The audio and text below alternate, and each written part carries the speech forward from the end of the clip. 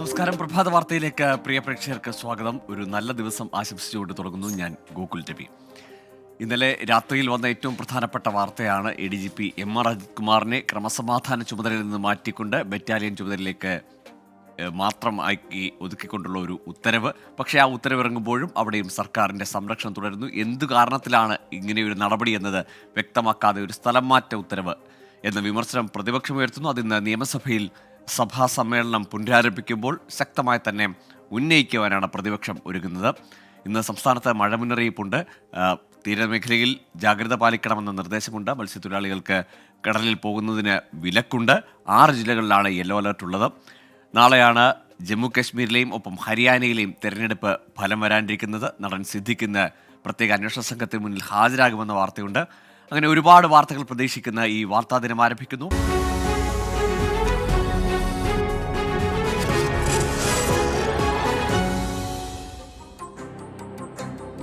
പ്രഭാത വാർത്തയിലേക്ക് വിശദമായി. വിവാദങ്ങൾക്കൊടുവിൽ ADGP MR അജിത് കുമാറിനെതിരെ നടപടി. ക്രമസമാധാന ചുമതലയിൽ നിന്ന് അജിത് കുമാറിനെ മാറ്റി സർക്കാർ ഉത്തരവിറക്കി. മനോജ് എബ്രഹാമിനാണ് ക്രമസമാധാന ചുമതല. സ്ഥാനചലനത്തിന്റെ കാരണം പറയാതെ പൊതുസ്ഥലം മാറ്റമെന്ന രീതിയിൽ അജിത് കുമാറിനെ കൈവിടാതെയാണ് സർക്കാർ ഉത്തരവിറക്കിയത്. RSS നേതാക്കളുമായി നടത്തിയ കൂടിക്കാഴ്ച വീഴ്ചയെന്ന DGP റിപ്പോർട്ട് അംഗീകരിച്ചാണ് സ്ഥാനചലനമെന്നാണ് വിവരം. PV അൻവർ MLA തുടങ്ങിവെച്ച രാഷ്ട്രീയ ആരോപണങ്ങൾക്കിടെ പ്രതിപക്ഷ നേതാവ് VD സതീശനാണ് ADGP MR Ajith Kumar RSS നേതാക്കളുമായി കൂടിക്കാഴ്ച നടത്തിയ വിവരം പുറത്തുവിടുന്നത്. MR അജിത് കുമാറിന് കുരുക്കായതും ഇതേ കൂടിക്കാഴ്ച തന്നെ. തൃശൂരിലും കോവളത്തും RSSന്റെ 2 ഉന്നത നേതാക്കളെ കണ്ടത് സ്വകാര്യമായി പരിചയപ്പെടാനാണെന്ന ADGPയുടെ വാദം പൂർണ്ണമായി DGP അന്വേഷണ റിപ്പോർട്ടിൽ തള്ളിയിരുന്നു. കൂടിക്കാഴ്ചകൾ ചട്ടലംഘനമാണെന്നും റിപ്പോർട്ടിൽ പറഞ്ഞിരുന്നു. റിപ്പോർട്ട് കഴിഞ്ഞ ദിവസം രാവിലെ മുഖ്യമന്ത്രിയുടെ മുന്നിലെത്തിയതോടെ സ്ഥാനചലനത്തിൽ മുഖ്യമന്ത്രി തീരുമാനമെടുത്തു. അജിത് കുമാറിനെ ക്രമസമാധാന ചുമതലയിൽ നിന്നും മാറ്റിയെങ്കിലും സായുധ ബറ്റാലിയൻ ചുമതല നിലനിർത്തി. ഇന്റലിജൻസ് ADGP ആയിരുന്ന മനോജ് എബ്രഹാമിനാണ് പകരം ക്രമസമാധാന ചുമതല. ഞായറാഴ്ച ആയിരുന്നിട്ടും മുഖ്യമന്ത്രി ഇന്നലെ രാത്രി വൈകി സെക്രട്ടേറിയറ്റിലെത്തിയാണ് ഉത്തരവിൽ ഒപ്പിട്ടത്. എന്നാൽ ഉത്തരവിൽ സ്ഥാനമാറ്റത്തിന്റെ കാരണം പറയുന്നില്ല. സ്വാഭാവിക സ്ഥലം മാറ്റം എന്ന രീതിയിലാണ് ഉത്തരവ്. DGPയുടെ അന്വേഷണത്തിലെ കണ്ടെത്തലുകളും ഉത്തരവിൽ ഉൾപ്പെടുത്തിയിട്ടില്ല. സർവീസ് ചട്ടപ്രകാരം സ്ഥലം മാറ്റമാണെന്നും പറയാനാവില്ല. മുഖ്യമന്ത്രിയുടെ ഓഫീസ് പുറത്തിറക്കിയ വാർത്താക്കുറിപ്പിലും എന്തിന് നടപടിയെന്ന് പറയുന്നില്ല. ഇതോടെ അജിത് കുമാറിനെ സംരക്ഷിച്ചുകൊണ്ടുള്ള സർക്കാർ നീക്കമെന്ന ആക്ഷേപം ശക്തമായി. 24 തിരുവനന്തപുരം. ADGP MR അജിത് കുമാറിനെതിരായ സ്ഥാനമാറ്റ നടപടി അംഗീകരിക്കാതെ പ്രതിപക്ഷം. സസ്പെൻഷനിൽ കുറഞ്ഞതൊന്നും അംഗീകരിക്കില്ലെന്നും ജുഡീഷ്യൽ അന്വേഷണം വേണമെന്നുമാണ് പ്രതിപക്ഷത്തിന്റെ ആവശ്യം. വിഷയം നിയമസഭയിൽ ഉന്നയിക്കും. ക്രമസമാധാന ചുമതലയിൽ നിന്ന് ADGP MR അജിത് കുമാറിനെ മാറ്റിയത് നിയമസഭ തുടങ്ങും മുമ്പുള്ള സർക്കാരിന്റെ മുഖം രക്ഷിക്കൽ ശ്രമമെന്നാണ് പ്രതിപക്ഷത്തിന്റെ വിലയിരുത്തൽ. എന്ത് കാര്യത്തിനാണ് മാറ്റമെന്നതുപോലും വിശദീകരിക്കാത്തതിലും പ്രതിപക്ഷം വിമർശനമുയർത്തുന്നു. ഈ നടപടി പോരെന്നായിരുന്നു പ്രതിപക്ഷ നേതാവ് VD സതീശന്റെ ആദ്യ പ്രതികരണം. ഇപ്പോൾ അദ്ദേഹത്തിനെ മാറ്റിയിരിക്കുന്നത് RSSന്റെ ചുമതലയിൽ നിന്ന് ബറ്റാലിയൻ്റെ ചുമതലയിലേക്കാണ് ഇപ്പം മാറ്റിയിരിക്കുന്നത്. ഇതും ഒരു തരത്തിലുള്ള പ്രഹസനമാണ്. കഴിഞ്ഞ 32 ദിവസം അവിടെ തുടർന്നു. ഇനിയും വളരെ പ്രധാനപ്പെട്ട സ്ഥാനത്തിരിക്കുകയാണ്. ഈ ഉന്നയിക്കപ്പെട്ട ആരോപണത്തിൻ്റെ പുറത്താണ് മാറ്റിയതെങ്കിൽ അതിന് പ്രപ്പോഷണലായിട്ടുള്ള ആനുപാതികമായിട്ടുള്ള ഒരു നടപടിയല്ല ഉണ്ടായിരിക്കുന്നത്. MR അജിത് കുമാറിനെ മാറ്റിയത് നിവർത്തികേട് കൊണ്ടെന്ന് കോൺഗ്രസ് നേതാവ് രമേശ് ചെന്നിത്തല വ്യക്തമാക്കി. വിഷയം നിയമസഭയിൽ ഉന്നയിക്കുമെന്നും രമേശ് ചെന്നിത്തല 24നോട് പറഞ്ഞു. പോലും കലക്കിയത് ഇതെല്ലാം മുഖ്യമന്ത്രിയുടെ അറിവോടെയും സമ്മതത്തോടെയും നടന്ന കാര്യങ്ങൾ തന്നെയാണ്. മുഖ്യമന്ത്രിക്ക് വേണ്ടി ഇതെല്ലാം ചെയ്തയാളിനെ നിവർത്തികേടുകൊണ്ട് തൽക്കാലം ഒന്ന് സ്ഥലം മാറ്റിയെന്നുള്ളതല്ലാതെ അദ്ദേഹത്തിനെതിരെ ഒരു നടപടി ഉണ്ടായിട്ടില്ല. ഇത് ആളുകളെ കബളിപ്പിക്കാനുള്ള പണിയാണ്. DGPയുടെ അന്വേഷണ റിപ്പോർട്ട് പുറത്തുവിടണമെന്ന് KPCC അധ്യക്ഷൻ K സുധാകരൻ ആവശ്യപ്പെട്ടു. അജിത് കുമാറിനെ ക്രമസമാധാന ചുമതലയിൽ നിന്ന് മാറ്റിയതിലൂടെ മുഖ്യമന്ത്രി സ്വീകരിച്ചത് താൽക്കാലിക നടപടി മാത്രമെന്നായിരുന്നു K മുരളീധരന്റെ ആക്ഷേപം. പേരിൽ ഒരു മാറ്റം മാത്രമെന്ന് PK കുഞ്ഞാലിക്കുട്ടിയും അഭിപ്രായപ്പെട്ടു. സസ്പെൻഷൻ ഒഴിവാക്കിയത് ചൂണ്ടിക്കാട്ടി സമരം കടുപ്പിക്കാനാണ് പ്രതിപക്ഷ യുവജന സംഘടനകളുടെയും തീരുമാനം. 24 തിരുവനന്തപുരം. ADGP MR അജിത് കുമാറിന്റെ സ്ഥാനമാറ്റത്തിൽ നിർണായകമായത് CPI നിലപാട്. സ്ഥലം മാറ്റം CPI സ്വാഗതം ചെയ്യുമ്പോഴും പൊതുസ്ഥലം മാറ്റ ഉത്തരവിലൂടെ അജിത് കുമാറിനെ മുഖ്യമന്ത്രി സംരക്ഷിക്കുകയാണെന്ന നിലപാടാണ് ഒരു വിഭാഗം CPI നേതാക്കൾക്കുള്ളത്. അതേസമയം സർക്കാർ നിലപാടിനെ ചോദ്യം ചെയ്യേണ്ടതില്ല എന്നാണ് CPI-യിൽ പൊതുവികാരം. ADGP MR അജിത് കുമാറിനെ ക്രമസമാധാന ചുമതലയിൽ നിന്ന് മാറ്റിയതിൽ CPI സ്വീകരിച്ച നിലപാടാണ് സർക്കാരിനെ കൂടുതൽ പ്രതിരോധത്തിലാക്കിയത്. തൽസ്ഥിതി തുടർന്നാൽ CPI കടുത്ത നിലപാടിലേക്ക് പോകുമെന്ന ആശങ്ക സർക്കാരിനും CPIM-നും ഉണ്ടായിരുന്നു. ഇതോടെയാണ് നിയമസഭ ചേരുന്നതിന് മണിക്കൂറുകൾക്ക് മുൻപ് അജിത് കുമാറിനെ മാറ്റി സർക്കാരിന്റെ ഉത്തരവിറങ്ങിയത്. അദ്ദേഹത്തെ സുപ്രധാനമായ ഒരു പോസ്റ്റിൽ നിന്ന് മാറ്റി അപ്രധാനമായ ഒരു പോസ്റ്റിലേക്ക് മാറ്റി എന്ന് പറഞ്ഞാൽ അതൊരു തരത്തിൽ ശിക്ഷണ നടപടി സ്വീകരിക്കപ്പെട്ടിരിക്കുന്നു എന്നുള്ളത് തന്നെയാണ്. ഇനിയിപ്പോൾ അന്വേഷണ റിപ്പോർട്ട് വന്നതിന്റെ അടിസ്ഥാനത്തിലായിരിക്കാം അദ്ദേഹത്തെ സ്ഥലം മാറ്റിയിരിക്കുന്നു. ഇനി ആ അന്വേഷണത്തിന്റെ ഉള്ളറകളിലേക്ക് പരിശോധിച്ചാൽ അത് എന്തിനു പോയി, എന്താണ് സംസാരിച്ചത്, എന്തായിരുന്നു ഉദ്ദേശം എന്നുകൂടി വ്യക്തമാക്കുമ്പോൾ കൂടുതൽ നടപടി വേണമോ വേണ്ടയോ എന്നുള്ളത് കൂടി ഗവൺമെന്റ് ആലോചിച്ച് തീരുമാനിക്കേണ്ടി വരും. തുടക്കം മുതൽ ADGPയെ സംരക്ഷിക്കുന്ന നിലപാടിനെ വിമർശിച്ച പ്രകാശ് ബാബുവും സർക്കാർ നടപടി സ്വാഗതം ചെയ്തു.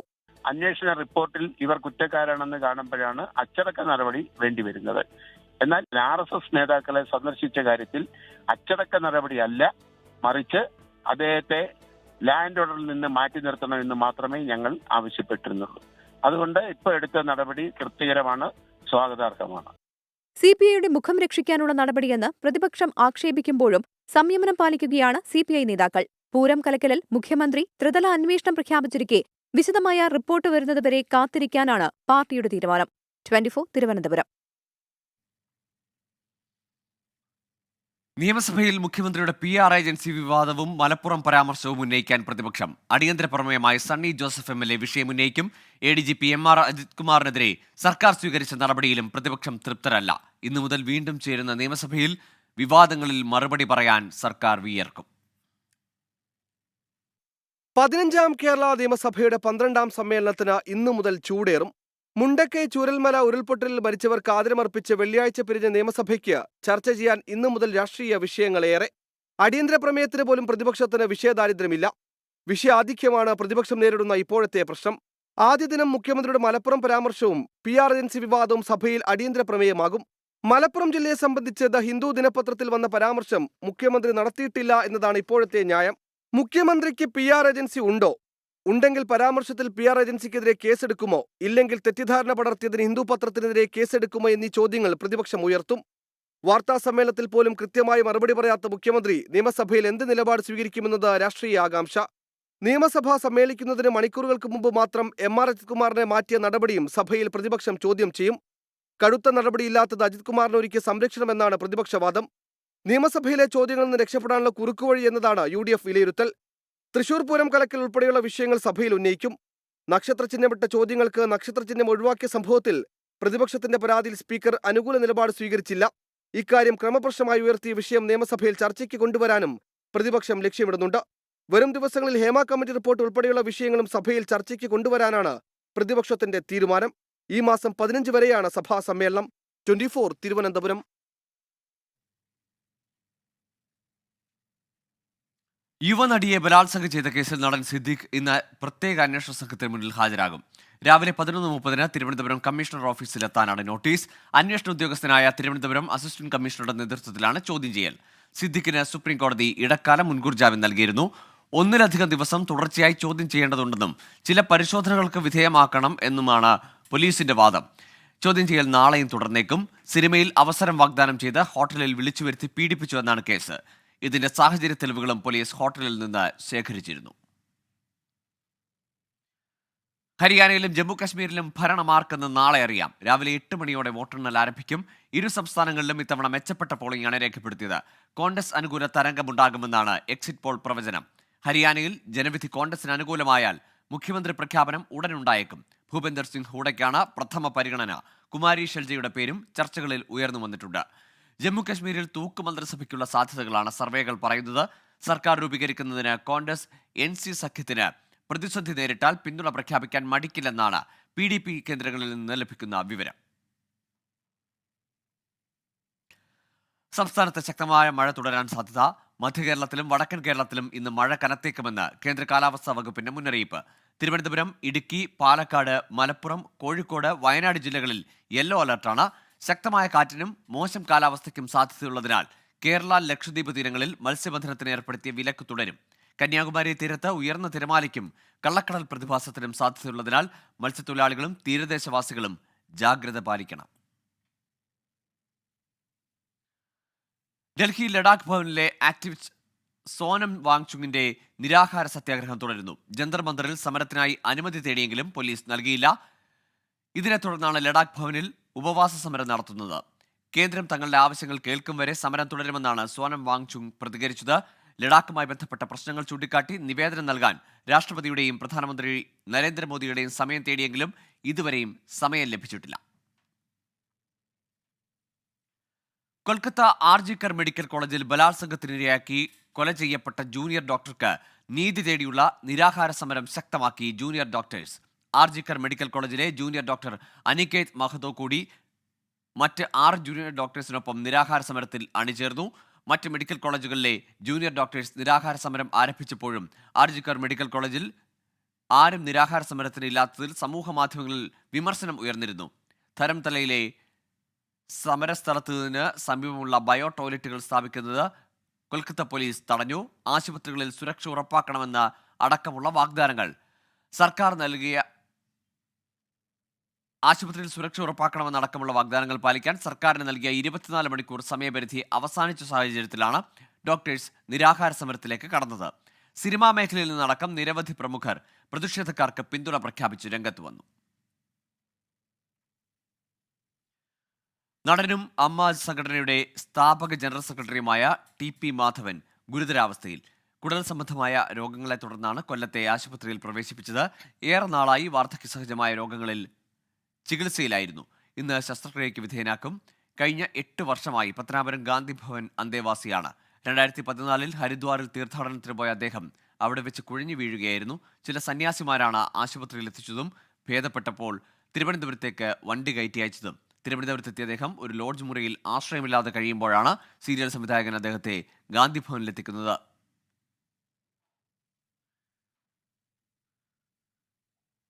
തിരുവനന്തപുരത്ത് മിനി ലോറിക്ക് പിന്നിൽ ഇരുചക്ര വാഹനം ഇടിച്ച് 2 പേർക്ക് ദാരുണാന്ത്യം. ഇരുചക്ര വാഹനത്തിൽ യാത്ര ചെയ്തിരുന്ന രഞ്ജു, അനി എന്നിവരാണ് മരിച്ചത്. പുലർച്ചെ 2 മണിയോടെയായിരുന്നു അപകടം. MG പ്രതീഷ് ചേരുന്നുണ്ട് വിശദാംശങ്ങളുമായി. പ്രതീഷ്, രാവിലെ തന്നെ സങ്കടപ്പെടുത്തുന്ന വാർത്തയാണ് വരുന്നത്. എന്താണ് സംഭവിച്ചത്? അപകട കാരണം മനസ്സിലായിട്ടുണ്ടോ? ഇവർ എവിടെ നിന്നുള്ള ആളുകളാണ്? ഗോകുൽ സൂചിപ്പിച്ചതുപോലെ തന്നെ ഇന്ന് പുലർച്ചെ 2 മണിക്കാണ് അപകടമുണ്ടാകുന്നത്. തിരുവനന്തപുരം കിളിമാനൂരിലാണ് നിർത്തിയിട്ടിരുന്ന മിനി ലോറിക്ക് പിന്നിൽ ഇരുചക്ര വാഹനം നിയന്ത്രണം വിട്ടിടിച്ച് 2 യുവാക്കൾ മരിച്ചിരിക്കുന്നത്. കിളിമാനൂർ പുളിമാത്ത സ്വദേശികളായ രഞ്ജു 36 വയസ്സാണ് പ്രായം, അനി 40 വയസ്സ് പ്രായം എന്നിവരാണ് മരിച്ചിരിക്കുന്നത്. കനത്ത മഴയെ തുടർന്നാണ് ഈ അപകടമുണ്ടായത് എന്നതാണ് പോലീസിന്റെ പ്രാഥമിക നിഗമനം. ഈ റോഡ് സൈഡിൽ മിനി ലോറി പാർക്ക് ചെയ്തിട്ടിരിക്കുകയായിരുന്നു. ഇതിന് പിന്നിലാണ് നിയന്ത്രണം വിട്ട ഇരുചക്ര വാഹനത്തിൽ സഞ്ചരിച്ചവർ വന്ന് ഇടിച്ചത്. ആ അപകടം നടന്ന ഉടൻ തന്നെ ഇവരെ പരിക്കേറ്റവരെ തിരുവനന്തപുരം മെഡിക്കൽ കോളേജ് ആശുപത്രിയിൽ എത്തിച്ചെങ്കിലും ജീവൻ രക്ഷിക്കാനായില്ല എന്നതാണ് നിലവിൽ പോലീസും അറിയിക്കുന്ന കാര്യം. ഗോകുൽ, ഹമാസ് ഇസ്രയേൽ ആക്രമണത്തിന് 1 വർഷം തികയുമ്പോൾ പശ്ചിമേഷ്യയിൽ സംഘർഷം രൂക്ഷം. ലബനനിലും ഗസയിലും ആക്രമണം കടുപ്പിച്ചു ഇസ്രയേൽ. വടക്കൻ ഇസ്രയേലിൽ ഹിസ്ബുള്ളയുടെ റോക്കറ്റ് ആക്രമണത്തിൽ നിരവധി പേർക്ക് പരിക്കേറ്റു. ഇസ്രയേൽ പ്രതിരോധ മന്ത്രി യോവ് ഗാലന്റ് വാഷിംഗ്ടണിലേക്ക്. മധു കൊട്ടാരക്കര ന്യൂജേഴ്സിയിൽ നിന്ന് ചേരുന്നു വിശദാംശങ്ങളുമായി. മധു, ഹമാസ് ആരംഭിച്ച ഒരു ആക്രമണം, അത് പിന്നീട് ആയിരക്കണക്കിന് പേരുടെ ജീവൻ നഷ്ടമാകുന്ന ചോരക്കളിയിലേക്ക് ഇസ്രയേൽ കൊണ്ടുപോകുന്നു. ഇപ്പോൾ അത് അതിർത്തികൾ കടന്ന് ലബനിലേക്കും ഇറാന് നേരെയുമൊക്കെയുള്ള ആക്രമണമായി മാറുന്ന ഘട്ടം. പശ്ചിമേഷ്യ സംഘർഷഭരിതമായി നീങ്ങുമ്പോൾ ആയിരക്കണക്കിന് ജനങ്ങൾ ആശങ്കയുടെ മുനയിലാണ് ഇപ്പോഴും. 1 വർഷം പിന്നിടുന്നു ഈ സംഘർഷം രൂക്ഷമാകുമ്പോൾ. ഇനി എങ്ങോട്ട് ഈ സംഘർഷം പോകുന്നു? ലോകരാജ്യങ്ങളുടെ അഭ്യർത്ഥനയെല്ലാം കേൾക്കാതെ ഇസ്രയേൽ മുന്നോട്ട് പോകുമ്പോൾ ഇറാൻ കൂടി ഒരു പക്ഷത്ത് അണിനിരക്കുമ്പോൾ ഇത് വലിയ ആശങ്കയിലേക്കല്ലേ പോകുന്നത്? ഗുഡ് മോർണിംഗ് ഗോകുൽ പറഞ്ഞതുപോലെ ഇത് വലിയൊരു ആശങ്കയിലേക്കാണ് പോകുന്നത്. ഹമാസ് ഇസ്രയേലിൽ കടന്ന് ആക്രമണം നടത്തിയിട്ട് 1 വർഷം തികയുന്ന ഈ സമയത്ത് ലോകത്തിന്റെ പല ഭാഗത്തും, പ്രത്യേകിച്ച് London, Rome, Paris, Washington, New York എന്നീ നഗരങ്ങളിലൊക്കെ വലിയ പ്രതിഷേധ പ്രകടനങ്ങളാണ് നടക്കുന്നത്. പാലസ്തീൻ അനുകൂല പ്രകടനങ്ങൾ ഒരു വശത്ത്, ഇസ്രായേൽ അനുകൂല പ്രകടനങ്ങൾ, ഇങ്ങനെ ചേരിതിരിഞ്ഞുള്ള പ്രകടനങ്ങൾ നടന്നുകൊണ്ടിരിക്കുകയാണ്. പ്രധാനമായിട്ടും ഈ ആക്രമണം നടന്ന് 1 വർഷമായിട്ടും ഇത്രയധികം ആൾക്കാർ കൊല്ലപ്പെട്ടിട്ടും 100-ൽ പരം ബന്ദികൾ ഇപ്പോഴും ഹമാസിന്റെ തടങ്കിൽ തന്നെയാണ്.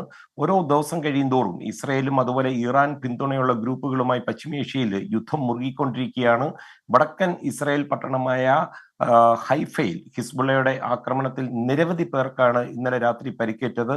അതിർത്തിയിൽ ഹിസ്ബുള്ള 100-ൽ പരം റോക്കറ്റുകൾ ഉപയോഗിച്ച് ആക്രമണം നടത്താൻ ശ്രമിച്ചുവെന്ന് ഇസ്രയേലും പറയുന്നുണ്ട്. അതേസമയം ഗസയിലും ലെബനിലും ഇസ്രയേൽ വ്യോമാക്രമണം ഇന്നലെ രാത്രിയിൽ കടുപ്പിച്ചിരിക്കുകയാണ്.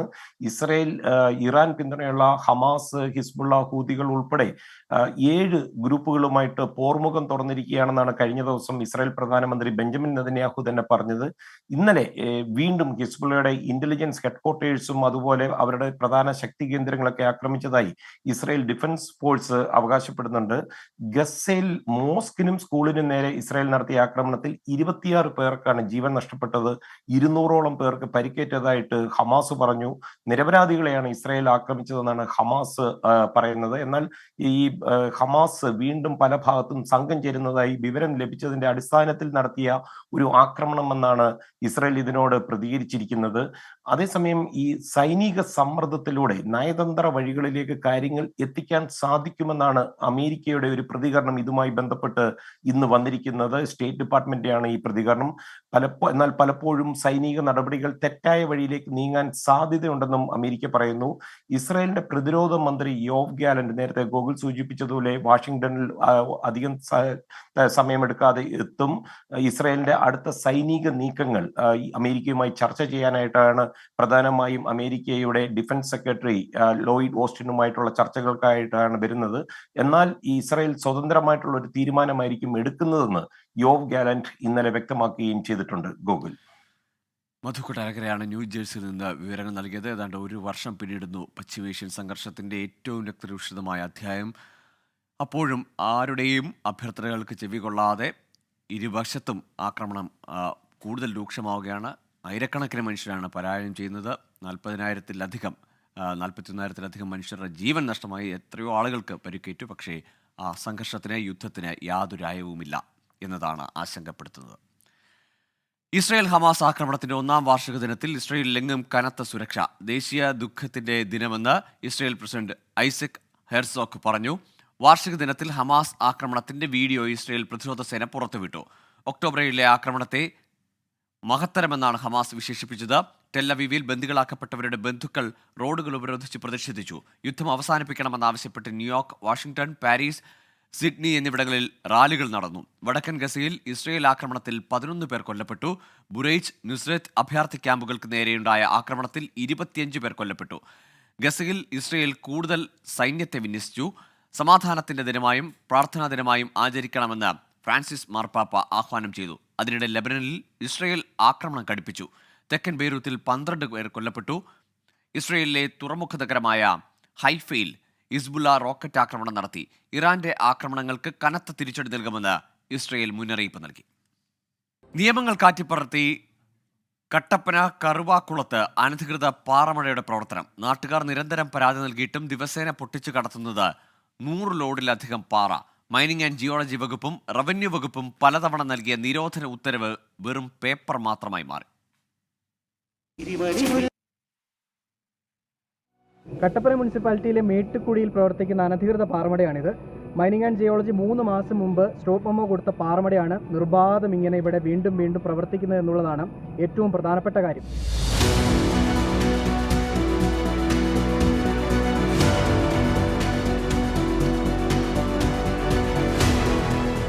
പാറമടയോ അനധികൃത ഖനനമോ ഒരു കാരണവശാലും അനുവദിക്കാത്ത കട്ടപ്പന വില്ലേജിൽ ഉൾപ്പെട്ട കുത്തകപ്പാട്ട സ്ഥലം.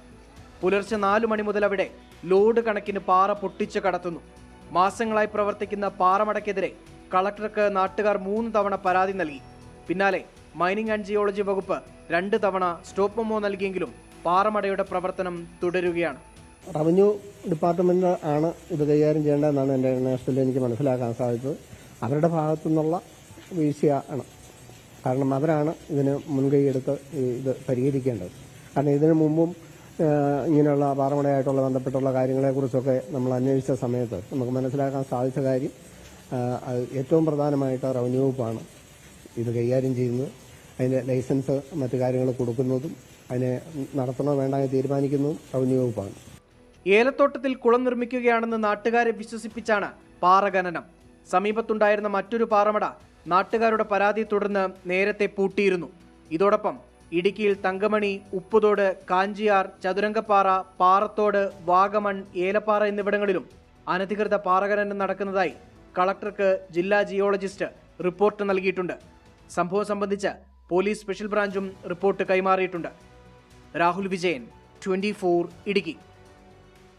തൃശൂർ താൻ എടുത്ത പോലെ കോഴിക്കോടിനെ എടുത്ത വ്യക്തിയാണ് PV ഗംഗാധരൻ എന്ന് കേന്ദ്രമന്ത്രി സുരേഷ് ഗോപി. ചലച്ചിത്ര നിർമ്മാതാവും മാതൃഭൂമി ഡയറക്ടറുമായിരുന്ന PV ഗംഗാധരന്റെ 1ാം അനുസ്മരണ സമ്മേളനം ഗംഗാ തരംഗം ഉദ്ഘാടനം ചെയ്യുകയായിരുന്നു സുരേഷ് ഗോപി. കലാസാംസ്കാരിക രാഷ്ട്രീയ രംഗത്തെ നിരവധി പേരാണ് പരിപാടിയുടെ ഭാഗമായത്. PV ഗംഗാധരന്റെ സ്മരണയ്ക്കാണ് കോഴിക്കോട് ജെൻഡർ പാർക്കിൽ ദ്വിദിന ചലച്ചിത്ര ശില്പശാല ഗംഗാതരംഗം എന്ന പേരിൽ സംഘടിപ്പിച്ചത്. ഇതിന്റെ സമാപന സമ്മേളനമാണ് കേന്ദ്രമന്ത്രി സുരേഷ് ഗോപി ഉദ്ഘാടനം ചെയ്തത്.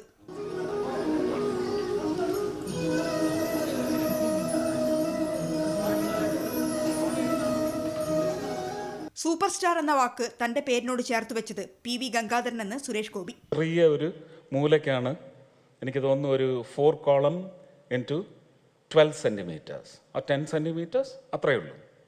അതിനകത്ത് തലവാചകം ഇതായിരുന്നു: സുരേഷ് ഗോപി സൂപ്പർ സ്റ്റാർ. എൻ്റെ ജീവിതമാണ് അവിടെ ആരംഭിച്ചത്. കോഴിക്കോടിൻ്റെ സ്വന്തം ഗംഗാധരേട്ടൻ, ഗംഗേട്ടൻ എന്നല്ല ഞാൻ പറയുക, ഗംഗേട്ടൻ സ്വന്തമാക്കിയ, ഞാൻ തൃശ്ശൂർ എടുത്ത കാര്യം പറയുന്ന പോലെ കോഴിക്കോടിനെ അങ്ങ് എടുത്ത ഗംഗേട്ടൻ എന്ന ഗംഗേട്ടനെ കുറിച്ച് നമുക്ക് പറയാൻ സാധിക്കും. ലാളിത്യത്തിന്റെ പ്രതീകമായിരുന്നു PVG എന്ന് സത്യൻ അന്തിക്കാട്. ചടങ്ങിൽ ഗൃഹലക്ഷ്മി പ്രൊഡക്ഷൻസ് നിർമ്മിച്ച വടക്കൻ വീരഗാഥ സിനിമയുടെ റീ റിലീസിന്റെ ടീസർ പ്രകാശനം ചെയ്തു.